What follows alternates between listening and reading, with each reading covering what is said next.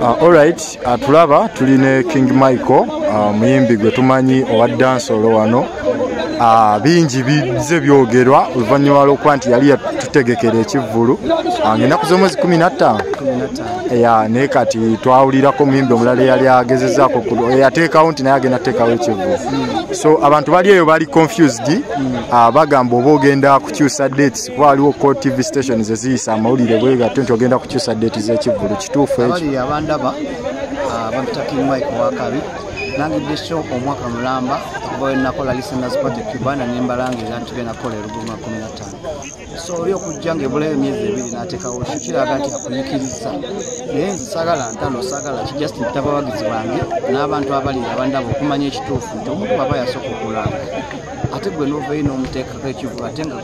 beefuula nti be ba leaders aba federation so nga baali badde bakola amateeka amalungi agafevalinga buli omu so baba nga bati be bakoze sigenda kujjayo ekivvulu kyange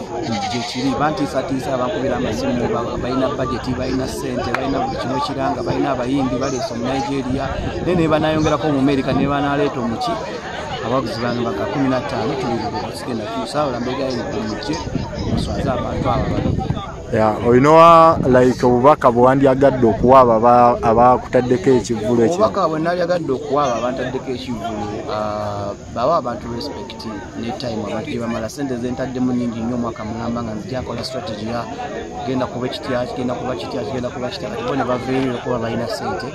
ne bateekawo sibe bitereerwa abantu bajja kusala amazima era abantu bajja balaga nti King Michael byabasooka okulanga era bajja balabe King Michael kyakabinyo King Michael.